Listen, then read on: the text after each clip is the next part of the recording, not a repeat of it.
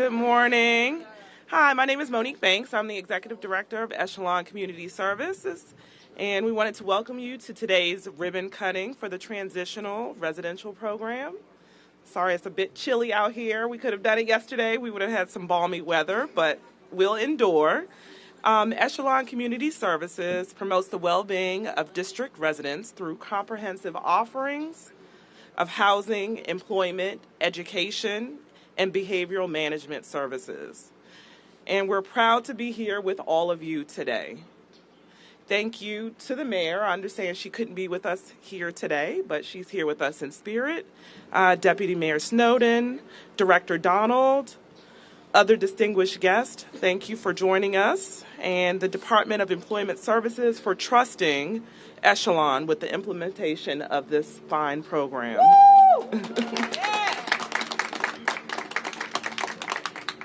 So their commitment is at the behest of Mayor Bowser, who has made a commitment to the city to make homelessness rare, brief, and non-reoccurring. And we are doing our part with the Transitional Residential Program to further her mission.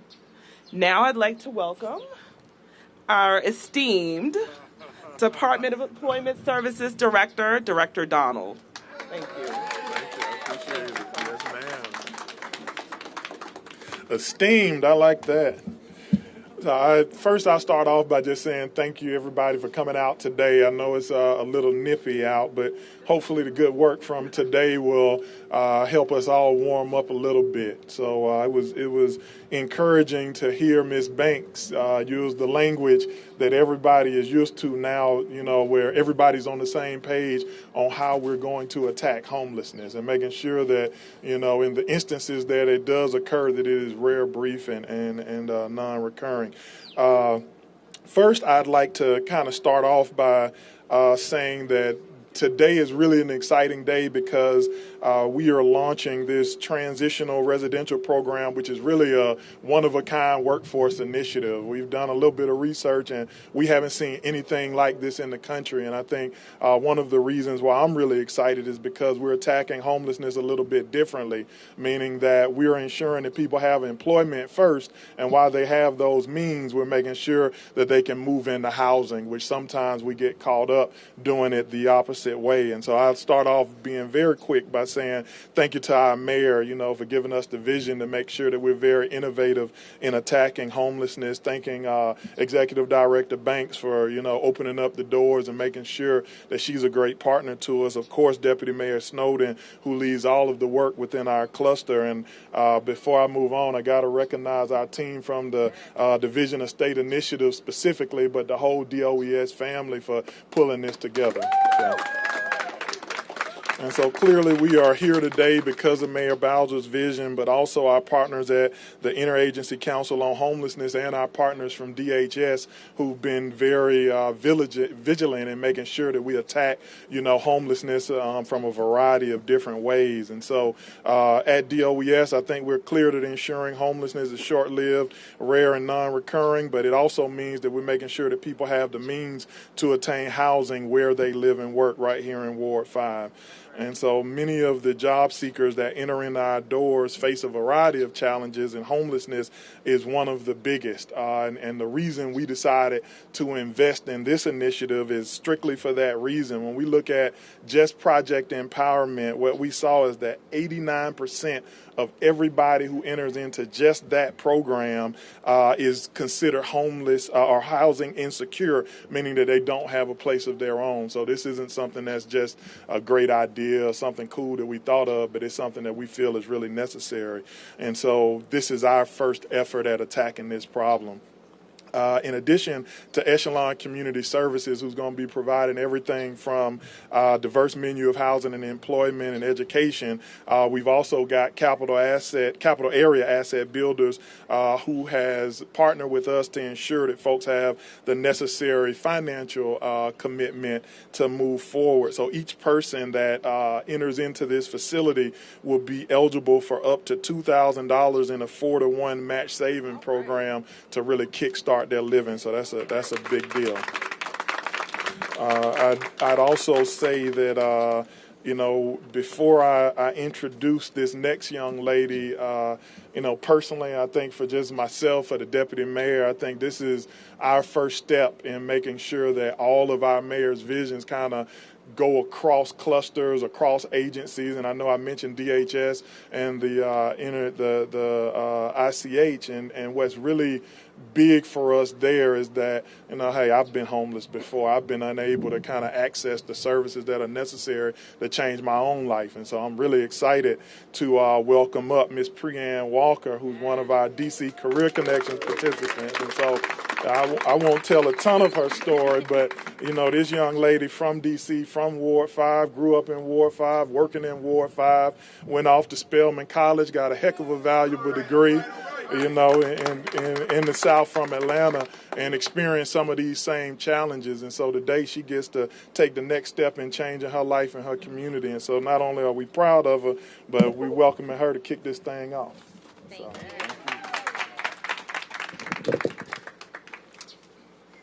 Thank you, Director Donald, for introducing me. Good morning, all. Let me begin by first thanking Deputy Mayor Snowden, Director Donald, and the Department of Employment Services for having me here today. My name is Priyanne Walker, a native Washingtonian who grew up in Ward 7 as well as Ward 5, a alumni of Friendship Collegiate Academy and alumni of Spelman College in Atlanta, Georgia. It is an honor to come before you today to celebrate the opening of Transitional Housing Program. After graduating from Spelman College in 2016, I returned home and started my journey with the Department of Employment Services. Although I graduated from college, my search for employment was unsuccessful, and due to personal and family struggles at that time, I became homeless. Yes, homeless. I thought to myself, a woman with a degree and still no job and now no place to lay my head at night, wow. It was during this challenging time in my life that I entered DOES, DC Career Connections. Since then, I have been able to secure employment and currently work in education at Friendship Public Charter School. I was able to return back to the school district that helped to shape me educationally.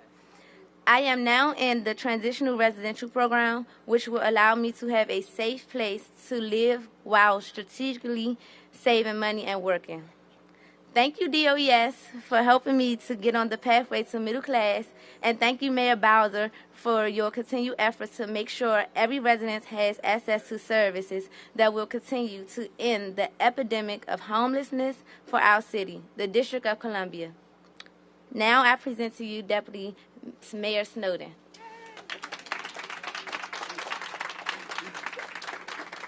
Good morning on this brisk morning, or as I like to say, hey y'all. Now y'all know I do call and response, so you got to give it to me as good as I give it to you. I obviously want to tell you how forward I am to how much I am looking forward to cutting this ribbon on this fantastic facility. Now I'm going to talk a lot about how we got to this day. We have done some pretty amazing things in the Department of Employment Services, haven't we, Director Donald? Haven't we, Mr. Jones? One of the things that we have done is really busted through what has been some historic bureaucracy and missteps to ensure that we are innovating how we deliver programs and best serve district residents. And so let me tell you why I'm so excited about that. You heard from Director Donald that 85% of our folks present to Project Empowerment and some of our other programs unable to say they have a safe place to lay their head every night. That is their own.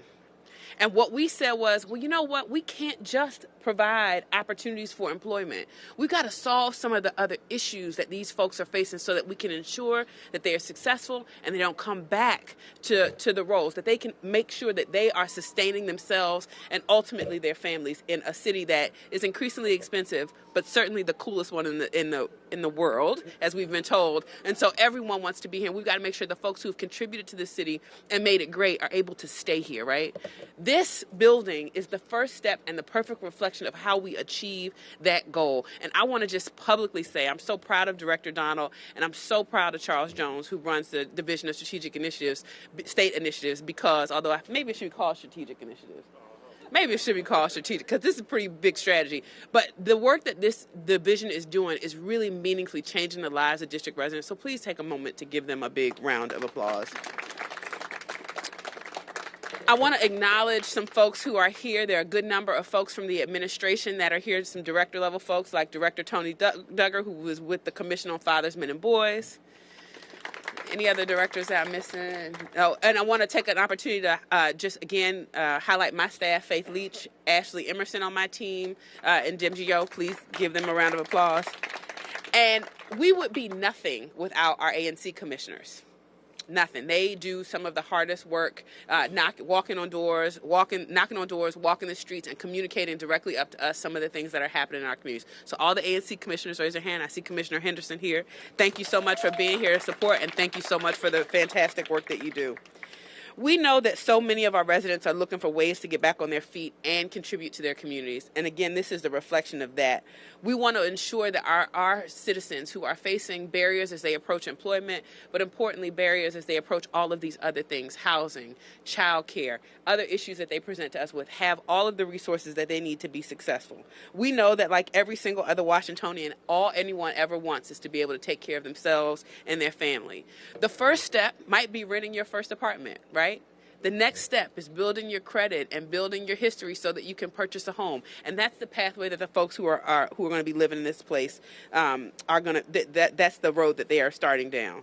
Through programs like Career Connections and Project Empowerment and Aspire to Entrepreneurship, where we're building entrepreneurs, we've connected hundreds of residents with employment opportunities and put them squarely on the pathway to the middle class.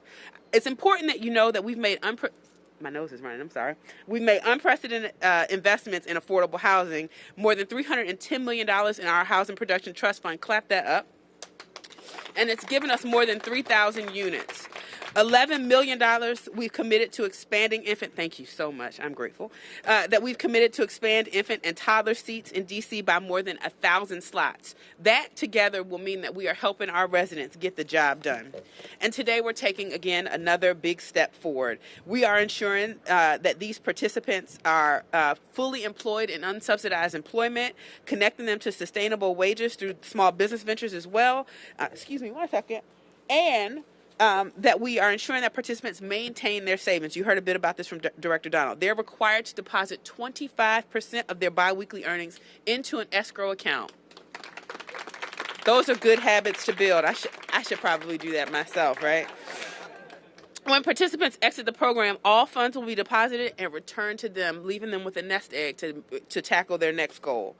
By providing our residents with an opportunity to grow their savings while focusing on job training and opportunities to secure housing, we're giving them a much-needed boost and supporting some of our city's most vulnerable residents.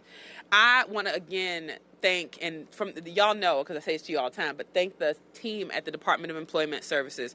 I'm going to say this, I might get in trouble for it, but you know, whatever. Sometimes our DOES has gotten a bad rap. People talk about that agency and have historically said that they weren't doing the good work. And I am so proud to say that DOES actually does. They do good work. And now, right now, DC works. It works for every resident, and it works because of the hardworking employees at the Department of Employment Services. It works because of their creative innovation and thinking. And it works because we have a mayor who's committed to supporting the opportunity to help our employees think of creative solutions to bust through government to make things happen. And this is a perfect example. I want to thank Echelon and their entire team for helping us administer this program. None of this would be possible without a relationship between government and the nonprofit community. And finally, I want to thank all of you who braved the cold to come and see what is an amazing national model for how we can help support residents like ours, hopefully across the country. Thank you so much. And I think we're cutting a ribbon and we're taking a tour. Let's do that.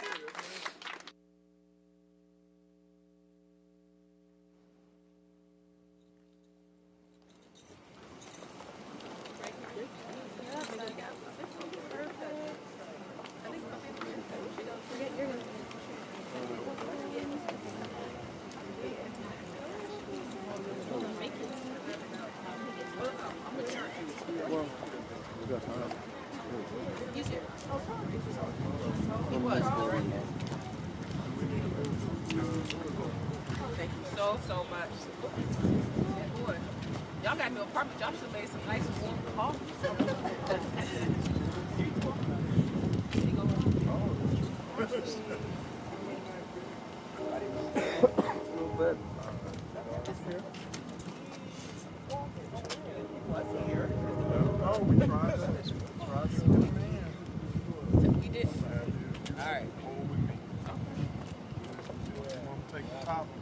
let's get one of everybody looking up first with the out. scissors, and then we'll get one of you guys cutting. 1, 2, 3. One more. 1, 2, 3.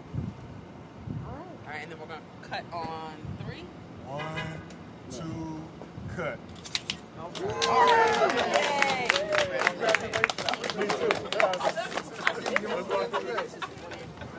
Hello over there. How are you? Very well.